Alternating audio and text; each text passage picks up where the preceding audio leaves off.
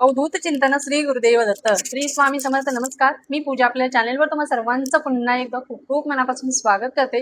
तुमच्या सगळ्या इच्छा स्वामी महाराज लवकरात लवकर पूर्ण करत ही स्वामींची प्रार्थना करते व आजच्या आपल्या व्हिडिओला सुरुवात करते. सगळ्यांच्या आतुरतेचा दिवस, ज्या गोष्टीची किंवा ज्या दिवसाची प्रत्येक स्वामी भक्त, प्रत्येक सेवेकरी आतुरतेने वाट पाहतो, तो सण आलेला आहे आपल्या सर्वांसाठी. तो म्हणजे गुरुपौर्णिमा. हो, 29 जुलै रोजी आलेली आहे गुरुपौर्णिमा. अधिक मासामुळे गुरुपौर्णिमा यावर्षी थोडीशी लेट झालेली आहे, पण सगळ्यांची आतुरता लवकरच संपणार आहे. प्रत्येकाला ज्या दिवसाची वाट पाहत होती किंवा ज्या गोष्टीची आतुरतेने ते वाट पाहत होते, ती म्हणजे स्वामींची 21 दिवसांची सेवा, जी खूप श्रद्धेने आपल्याला करायची आहे. त्यामुळे प्रत्येक सेवेकऱ्याने, प्रत्येक स्वामी भक्ताने सज्ज व्हायचं आहे, ते म्हणजे सेवेसाठी. महाराजांची सेवा यावेळेस आपण आपल्याला काहीतरी हवं आहे म्हणून करायची नाही, कारण गुरुपौर्णिमा एका गुरु आणि शिष्याचं नातं दर्शवणारा हा दिवस, आणि हा दिवस गुरुसाठी सुद्धा खूप महत्वाचा असतो आणि एका शिष्यासाठी सुद्धा खूप महत्वाचा असतो. आणि असा हा दिवस 29 जुलै रोजी आलेला आहे. कारण या दिवशी काहीतरी मागण्यासाठी नाही किंवा गुरूंना गुरुदक्षिणा देण्यासाठी आपण ही सेवा करायची आहे. आपल्या महाराजांकडून आपण दरवेळेस कोणत्या ना कोणत्या गोष्टीची अपेक्षा करतो, कोणत्या ना गोष्टीची अपेक्षा ठेवून आपण सेवा करत असतो. मला हे हवं आहे, मला ते हवं आहे.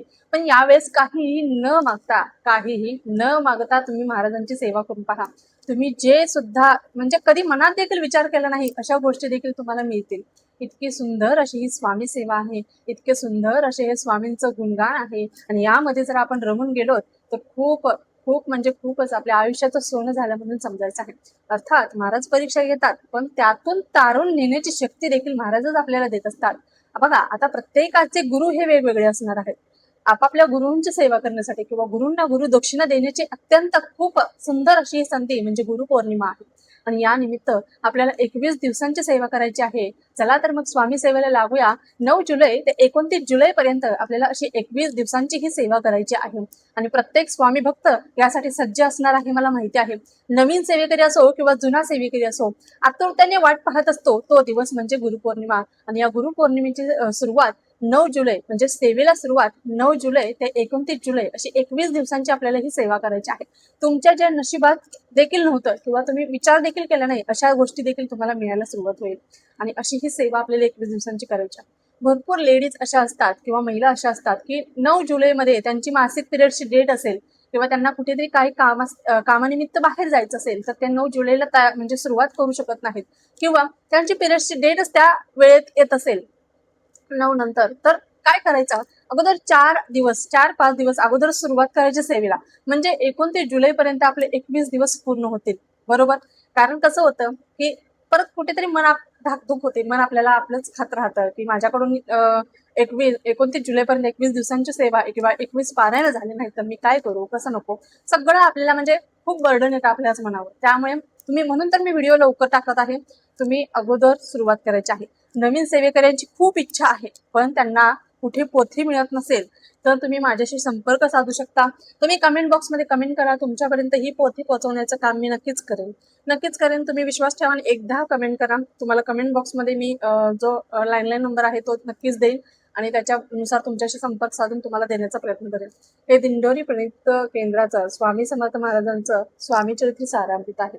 आणि या पोथीची महत्व म्हणजे हा महाराजांचा आत्मा आहे. याच्यामध्ये महाराजांचा आत्मा वसलेला आहे असं समजा, आणि याची आपल्याला सेवा करायची आहे.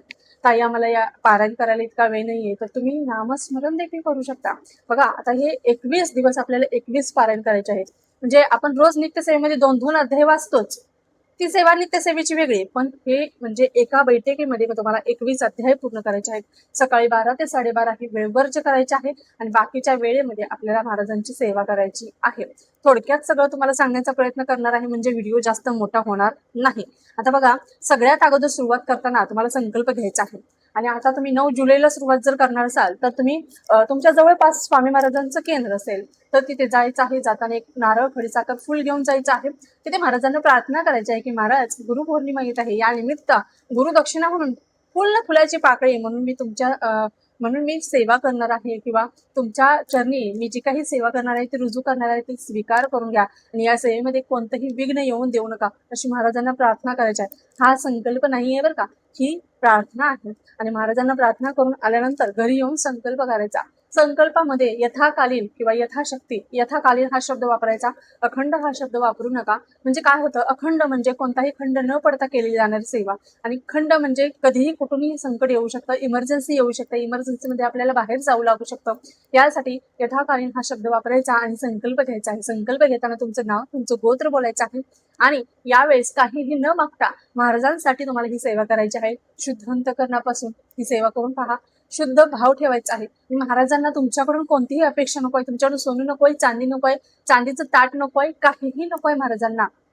महाराजांना फक्त तुम्ही केलेली भोळी भाबडी सेवा हवी आहे. आणि ही सेवा जर महाराजांच्या रुजू करायची असेल, बघा तुमचं आणि महाराजांचं नातं असं आहे, या दोघांमध्ये आपली जी विचारांची भिंत आहे ती भिंत आपल्याला तोडून काढायची आहे. जे मन आपलं भरकटतं त्या मनाची भिंत जी आहे, जे भरकटत जातं ते मोडून काढायचं आहे आणि एकदम महाराजांच्या चरणाशी आपल्याला जाऊन राहायचं आहे. आणि जर महाराजांपर्यंत तुम्हाला पोहोचायचं असेल, महाराजांच्या चरणी जर रुजू व्हायचं असेल, त्यांच्या चरणी जाऊन लीन व्हायचं असेल त्यांच्या सेवेमध्ये, तर तुम्हाला नक्कीच महाराजांची शुद्ध भावना ठेवून, त्या सेवेवरती विश्वास ठेवून, त्याच्यावरती कोणतीही शंका न आणता मी केली आहे, माझं असं आहे, माझं तसं आहे, किंवा मीपणा मिरवत फिरायचं नाहीये, मी स्वामी सेवेकरी आहे म्हणून मिरवत फिरायचं नाही, मीपणाचा नाश करायचा आणि इथून प्रवास जो सुरू करायचा आहे, आपल्याला इथेपर्यंत प्रवास आणायचा आहे आणि महाराजांचं बोट पकडून तुमचा प्रवास इथेपर्यंत देखील जाणार आहे. त्यामुळे नक्कीच तुम्ही ही सेवा करू शकता. आता स्वामी चरित्र सारामृताचे 21 अध्याय आहेत.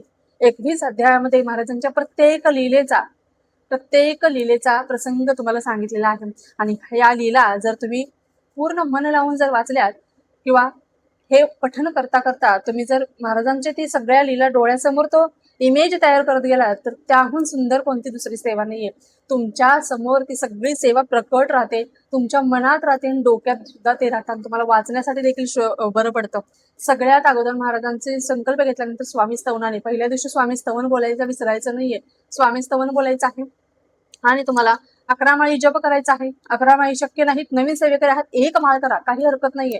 1 माळ केली तरी देखील चालेल. नवीन सेवेकऱ्यांनी हळूहळू माळीची संख्या वाढवायची आहे तुम्हाला. हा पहिला अध्याय आहे, तुम्ही बघू शकता. आता हा पहिला अध्याय खूप छोटा अध्याय आहे हा, आणि हा अध्याय आपल्याला पठन करायचा आहे. तुम्हाला दाखवलं तर मी बघा, इथे अध्याय दुसऱ्या पानावरतीच इथे अध्याय संपतो आणि इथूनच दुसरा अध्याय सुरू होतो. आता पाऊस पण भरपूर आहे, त्यामुळे थोडीशी पानं एकमेकांना चिटकलेली आहेत. लगेचच दुसरा अध्याय देखील इथे संपतो, इथून तिसरा अध्याय सुरू होतो. म्हणजे इतके छोटे छोटे अध्याय आहेत आणि प्रत्येकाच्या वाचनाच्या स्पीडवरती हे अवलंबून आहे बरं का. आणि तुमचं स्पीड कसं आहे त्यावरती. तुमचं स्पीड हळू असेल तर तुम्हाला 1 तासांवरती 15 ते 20 मिनिटं जाऊ शकतात. तुमचं स्पीड खूप चांगलं असेल, तुम्ही समजून उमजून घेऊन व्यवस्थित पठण करत असाल किंवा तुमच्या तोंडामध्ये ते सगळे शब्द रुळलेले असतील, तर तुम्ही नक्कीच 1 तासामध्ये हे तुमचं सगळं संपणार आहे. असे ही स्वामी चरित्र सारामृताची पोथी आहे. ती आपल्याला मन लावून वाचायची आहे. वाचन करताना कोणतीही चूक करायची नाही, म्हणजे आपल्या मनाला आपल्या कंट्रोलमध्ये ठेवायचं आहे. आपलं मन आणि महाराज म्हणजे एकरूप करायचे आहे. त्यामुळे चांगल्या मोठ्या स्वरामध्ये वाचायचं आहे, म्हणजे आपलाच आवाज आपल्या कानामध्ये येईल. त्या आवाजाकडे लक्ष केंद्रित करायचं आहे. त्यामुळे आपलं मन कुठेही भरकटत जाणार नाही आणि एका जागेला तुम्ही राहाल. अशा पद्धतीने आपल्याला ही सेवा करायची आहे. 21 पारायण आपल्याला करायचे आहेत, 21 स्वामी चरित्र सारामृताचे, बरोबर.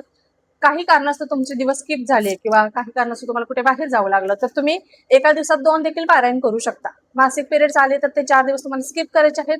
सुतक विटा आला तर ती सेवा स्टॉप करावी लागणार आहे.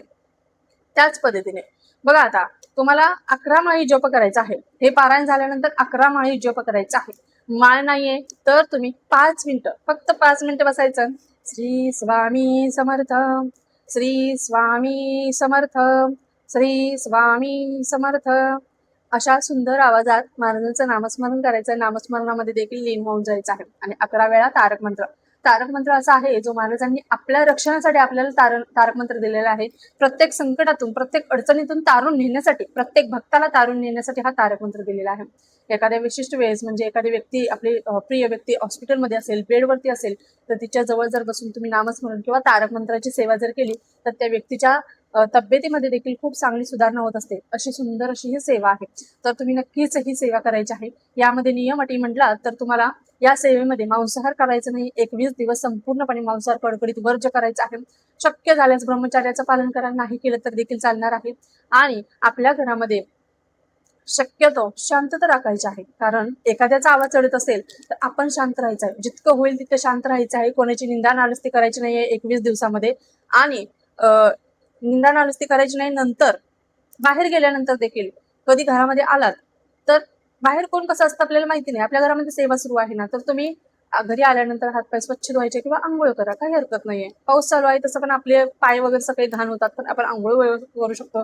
घरामध्ये गोमूत्र शिंपडत राहा आणि आपल्याला ही सेवा करायची आहे.